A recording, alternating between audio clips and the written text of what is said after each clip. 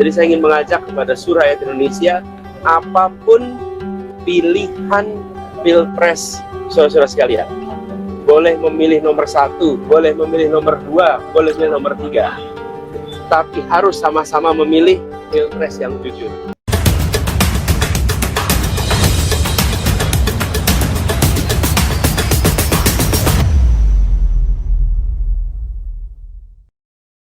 Halo sahabat-sahabat pejuang perubahan, Assalamualaikum warahmatullahi wabarakatuh. Jumpa kembali dengan HS Channel. Sahabat, semoga sehat selalu di sana. Sehat yang manfaat, sehat yang penuh barokah, dan selalu dilimpahkan rezeki untuk kita semua oleh Allah Subhanahu wa Ta'ala. Amin ya rabbal alamin.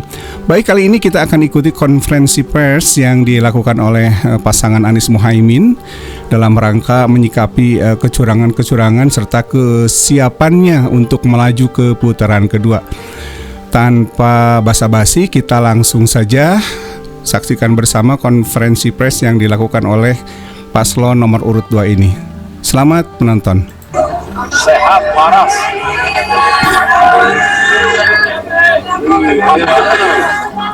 Mana Caiminnya? Oh, itu ya. Ini ada ini ya, speakernya. Speakernya ke dalam ya. Saya ambil speakernya. Speakernya ke dalam.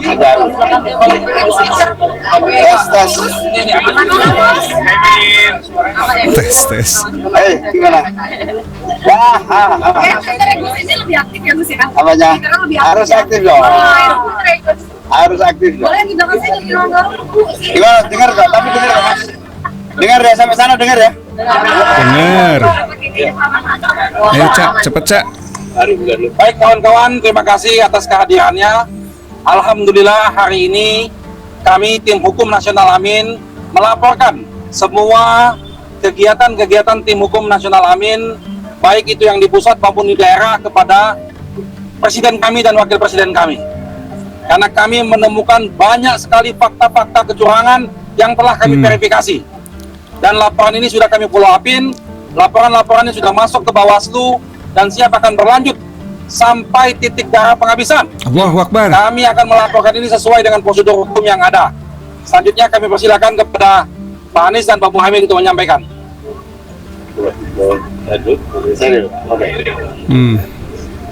Terima kasih kepada tim hukum nasional, Pak Ari dan seluruh jajaran, terutama tim hukum daerah yang telah terus mengumpulkan fakta, data, potensi bagi persiapan terwujudnya pemilu yang jujur, adil.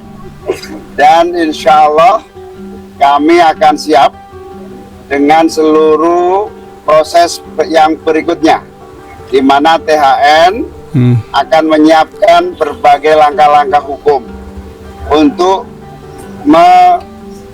memberikan kepastian bahwa pasangan Amin adalah pasangan yang memiliki kesiapan untuk masuk di putaran kedua.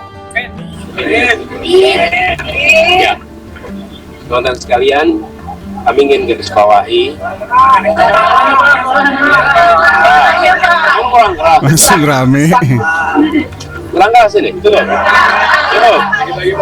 Kerasin lagi Mas Anies. Satu volume lagi. Ini teman-teman, saya ingin tegaskan kepada semua bahwa pemilihan umum harus dijaga integritasnya. Pilarnya demokrasi adalah kepercayaan. Dan salah satu unsur dari kepercayaan adalah kejujuran. Agar proses demokrasi ini berjalan dengan baik dan menghasilkan pemerintahan yang berfungsi dengan baik, maka pilpres, pemilu harus dijalankan dengan kejujuran. Kejujuran itu yang Kami penting. tidak mau gegabah.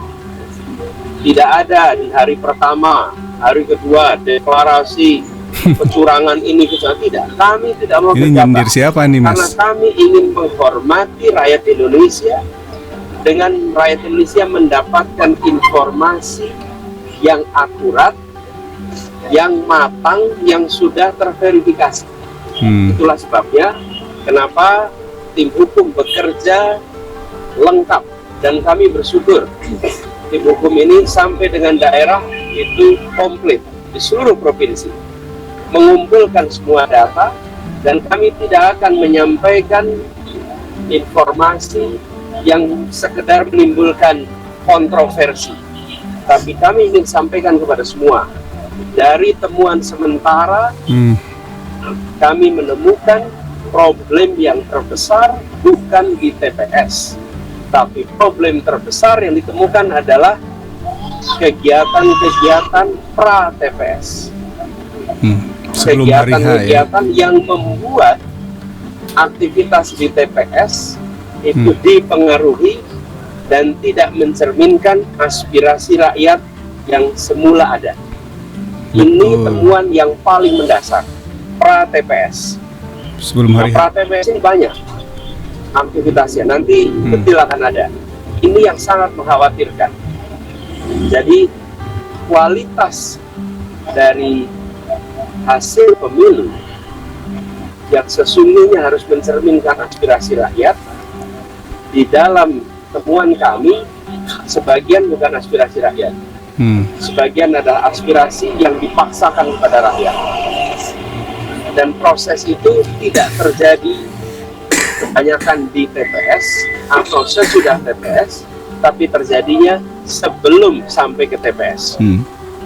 Sebagai sebuah praktek ketidakjujuran, ini adalah peningkatan kualitasnya dibandingkan yang dulu-dulu, dan ini yang bisa mengganggu demokrasi kita. Jadi saya ingin mengajak kepada seluruh rakyat Indonesia, apapun pilihan pilpres saudara sekalian, boleh memilih nomor 1, boleh memilih nomor 2, boleh memilih nomor 3, tapi harus sama-sama memilih pilpres yang jujur. Betul. Apapun pilihannya, mau pilih 1, 2, 3, harus sama-sama kita pilih yang jujur. Dan keberhasilan karena kejujuran akan menghasilkan kekuatan moral yang kuat. Tapi kalau keberhasilan yang tidak ditopang dengan kejujuran, apalagi dengan pelanggaran-pelanggaran, dia akan menghasilkan cacat moral yang berdampak besar. Saya ingin ingatkan pada semua, pelanggaran-pelanggaran seperti ini bisa terjadi di bidang-bidang yang lain. Kalau pelanggaran di bidang pemilu dibiarkan, sebentar lagi akan terjadi di tempat lain. Di kompetisi bisnis kita akan menemukan ketidakjujuran. Di dalam praktek-praktek perubahan peraturan kita akan menemukan ketidakjujuran. Jadi penularan akan terjadi bila peristiwa di sini dibiarkan. Karena itu pada siang hari ini ketika kami berkumpul bersama di sini, kita mendengarkan. Nanti sesudah semuanya lengkap, pada waktunya tentu akan ada langkah berikutnya.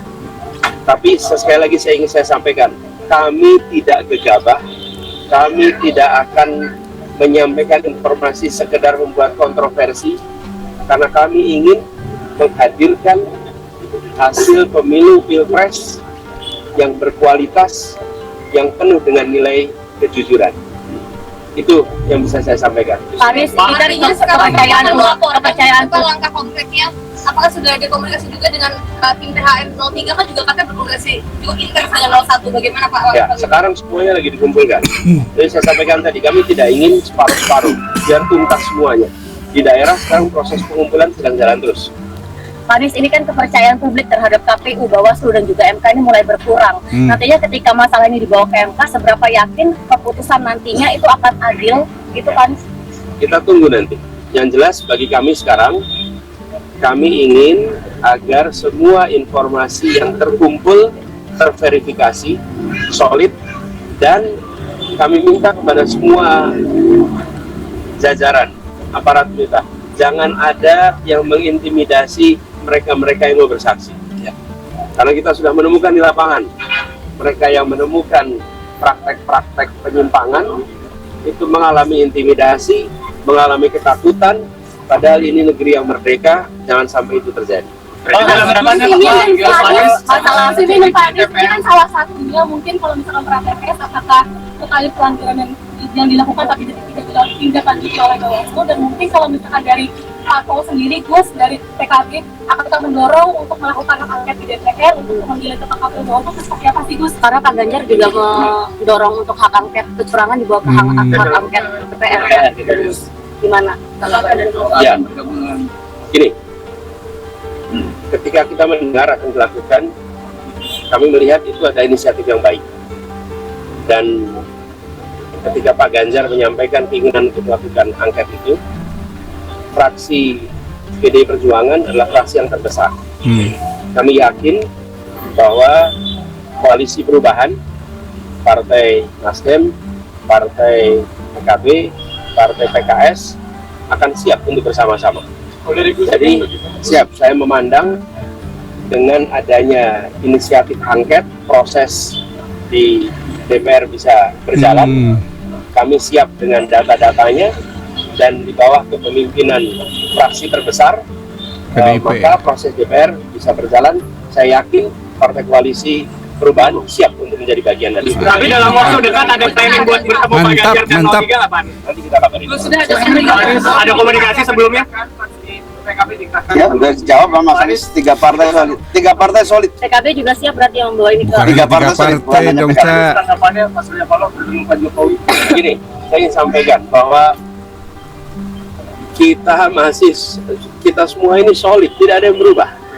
Ya, Anies Muhaimin jalan terus bersama. Kita ini bekerja intensif tiap hari terus. Memang tidak selamanya muncul di media, karena memang bukan hari kampanye. Kalau hari kampanye memang kita ada kegiatan-kegiatan kampanye terbuka. Tapi pertemuan-pertemuan jalan terus. Lalu partai koalisi solid sesolid-solidnya. Jadi jangan khawatir, kita jalan terus bersama. Berarti pertemuan Maka itu belum dikomunikasikan ke koalisi. Gini, kalau pertemuan-pertemuan itu terjadi biasa aja. Menurut saya gini, kalau pertemuan itu kedengaran media 2-3 hari sesudahnya, nah itu baru serius. Pak Anies, Tapi kalau belum kejadian sudah rame, nah itu berarti tontonan aja itu. Pak Anies tadi pidato Anda terakhir pas malam pencoblosan itu tetap berada di perubahan yang disampaikan oleh Pak Anies, sementara Gus Muhaimin tidak ada kata kami begitu. Ini itu dianalisis oleh banyak. Ayo, Cak, jawab, Cak. Mas Anies bilang kami kok. Kami itu berdua. Ya sudah, kami ada di dalam Gitu perubahan. dong. Gimana Caimin ini? Saya juga terus kami. Ya. Oke, saya terus di jalan Memang pasangan perubahan. ini pasangan asik Saya terus sebetulnya di ya. jalan perubahan. Kami terus di jalan Wah. perubahan. Allahu Akbar. dengan Pak Surya Paloh bersama juga Gus Imin di The Plaza itu membahas apa, Pak? Apakah ada pembahasan terkait dengan koalisi ini dan Ya, langkah ke depan? memang koalisi perubahan itu solid dan ketemu Terus menerus. terus. Jadi Pak dengan Ketua Partai PKB Gus Imin, Ketua Partai Nasdem Pak Surya Paloh, Presiden PKS Pak Saiku, saya, kita ketemu dan membahas langkah-langkah dan kita solid. Karena itu saya bisa sampaikan ketika inisiatif hak angket itu dilakukan, maka 3 partai ini PDIP ya kalau masalah ya dan berinisiatifnya. PDI Perjuangan sebagai fraksi terbesar Sip.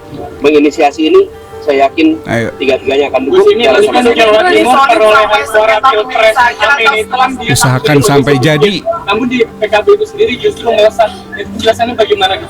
Jangan disimpulkan. Hmm. Kita sedang proses sampai tunggu nanti di hasil akhir. Gus, kalau kemarin sampai sengketa pemilu saja atau setelahnya juga karena PKB rekam jejaknya tidak Anies itu pernah tidak ada di, mendominasi ya. luar pemerintahan gitu. Selalu memberikan Apakah kesempatan siap yang menjadi oposisi? Enggak. Sebelum ini ya, ini KPU belum memutuskan siapa pemenang. Anda jangan ikut-ikut. Iya dong. Mau kemana? Pak Amir. Ya. Korban quick count. Korban quick count tuh. Nanti kita tunggu. Loh, kalau kita yang menang, ya kita ada di jalur pemerintahan. Iya. Allahu Akbar. Iya dong.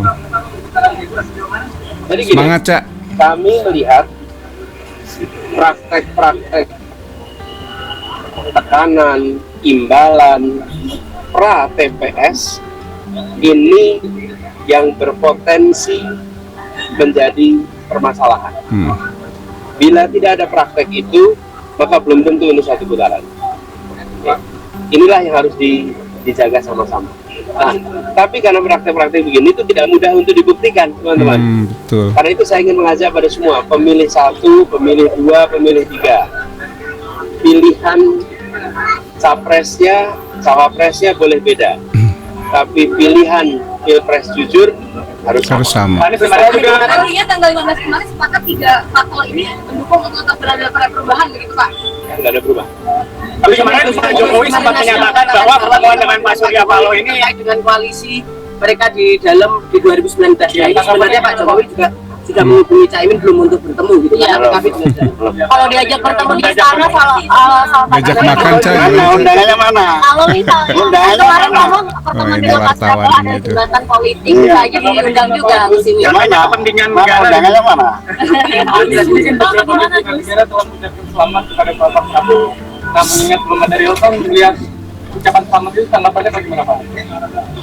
Menurut saya semuanya harus tunggu sampai kepada seluruh keputusan ini selesai dan hormati KPU karena penyelenggaranya adalah KPU. Apalagi seperti saya katakan tadi, problematika yang kami temukan itu bukan problematika di TPS. Karena itu kalau lihat angka TPS ya segitu, isunya adalah apa yang terjadi pra TPS. Jadi teman-teman itu bisa 3, karena pilihan, karena tekanan, karena imbalan. Nah, kita ingin mencoblos itu karena pilihan, bukan karena tekanan, bukan karena imbalan. Balik lagi Pak Anies, kemarin pertemuan dengan Pak Jokowi dari sama Pak Surya Paloh itu membahasakan. Saya putuskan dulu, ya. Saya ingin sampaikan terima kasih kepada seluruh relawan tim hukum yang sedang bekerja, teruskan bekerja. Perjalanan kita masih panjang. Siap. Dan kepada semua yang memilih 01, kami sampaikan terima kasih. Kenapa? Karena pemilih 01 bukan hanya memilih, tapi tahan tekanan dan tabah dengan imbalan. Anies balik lagi. Memilih 01. Saya ingin garis bawah ini adalah sebuah keseriusan. Tetap memilih 01 di tengah adanya tekanan dan di tengah guyuran imbalan. Ini 01 adalah luar satu biasa. ketabahan yang luar biasa. Karena itu pada semua yang memilih 01, kami akan jaga amanatnya, kami akan terus berjuang bersama, dan seluruh relawan, semua aktivis partai, baik Nasdem, PKS, kemudian PKB, mari kita terus jaga soliditas, jaga semangat, kita jalan terus ke depan. Ya Pak Anies, kemarin kan pertemuan itu. Nah, sahabat-sahabat pejuang perubahan, itulah konferensi pers yang terbaru ya, yang terkini dari pasangan Anies Muhaimin, di mana kita sudah saksikan bersama. Dan sebelum lupa nih ya, ini channel HS Channel atau Herman Sumadi Channel juga ini bekerjasama dengan Dapur Ngeh. Jadi silahkan di subscribe juga Dapur Ngehnya. Dan terima kasih untuk Dapur Ngeh yang sudah mengizinkan kepada kami untuk mengupload ulang atau mengunggah ulang konten-konten di Dapur Ngeh yang relevan dengan perjuangan sahabat-sahabat di pejuang perubahan. Oke, terima kasih sudah menonton dan jangan lupa untuk selalu berdoa untuk yang terbaik bagi koalisi perubahan ini agar kita nanti ke depan mendapatkan pemimpin yang kita idam-idamkan. Sehat selalu dan jangan lupa untuk bahagia dan terus panteng di HS Channel. Semoga HS Channel bisa terus berkembang. Terima kasih yang sudah subscribe sekali lagi, dan yang belum subscribe kami tunggu ya. Aku qouli hadza wa astagfirullahi wa lakum. Wassalamualaikum warahmatullahi wabarakatuh. Salam perubahan.